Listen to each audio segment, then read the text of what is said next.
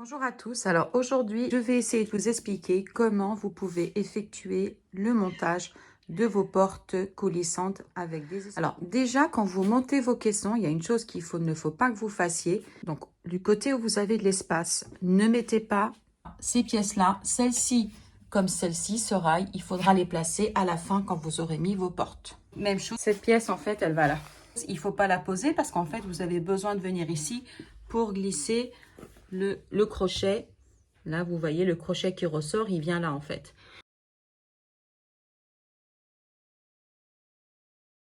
Vous avez les portes, il y en a une qui va l'une sur l'autre, donc à vous de décider laquelle vous allez placer selon votre montage des pièces que vous allez placer derrière vos portes, laquelle vient sur le dessus et celle qui se croise sur le dessous. Comment le faire? Vos deux caissons ne peuvent impérativement pas bouger. Il ne faut pas qu'ils soient, comment dire, il faut pas qu'ils soient brinque-ballant. Donc, vous les unissez ensemble. Nous, on n'a mis que deux pièces. Vous voyez, c'est ici, là, on voit la vis. Et ici, de ce côté-là, on en a mis un en bas et un en haut. Et c'est suffisant. Ce que vous devez faire pour pouvoir poser vos portes. Alors, si vous êtes tout seul et vous avez des portes légères comme ça, vous pourrez le faire. Avec des portes miroirs avec un poids, c'est impossible. Il faut que vous soyez deux. Que pour poser les portes, ce que vous devez faire en fait, il faut impérativement que vous ayez un espace vide près de votre caisson. Tout d'abord, vous allez rentrer le côté ici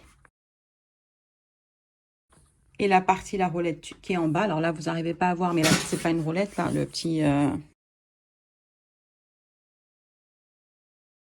Et ensuite, vous poussez cette porte vers le fond. Vous la mettez au bout de votre caisson. Bien évidemment, je rappelle qu'il faut mettre ça, sinon elle va partir. Bon, si vous avez un mur, elle ira pas très loin. Il y a un côté du caisson, il faut absolument que vous ayez les freins pour bloquer les blocs-portes. Ok, donc après que j'ai placé la porte du dessous, il faut appuyer là-dessus et le remonter. Et pareil de l'autre côté. Comme si je l'avais mise en place. Vous la placez bien ici sur votre droite. Vous prenez la deuxième porte. Vous allez faire exactement la même chose. Vous allez rentrer un côté, ce côté-là, vous le rentrez d'abord sur le haut et sur le bas. Et ensuite, vous n'aurez plus qu'à pousser et elle ira automatiquement se poser par-dessus celle-ci. Alors, pour installer cette porte,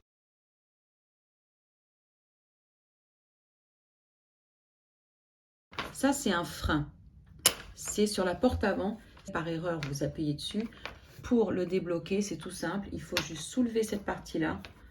Vous soulevez un peu. Alors là, je suis avec mon téléphone, c'est pas forcément évident. Vous la soulevez et vous la poussez, d'accord? Il faut la sortir de... La deuxième porte, il faut qu'elle pose sur cette partie du rail. Je bouge un peu.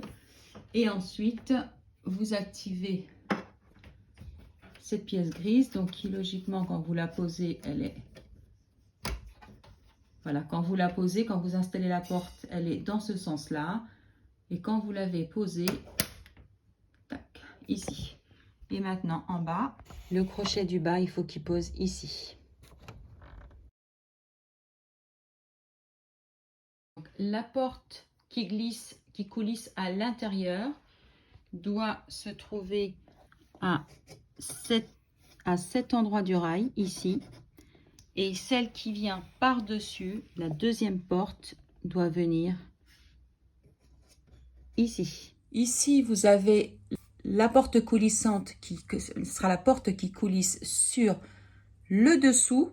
Et celle-là, ici, l'arrière, le rail à l'arrière, c'est pour la porte qui coulisse par-dessus, celle qui sera à l'avant.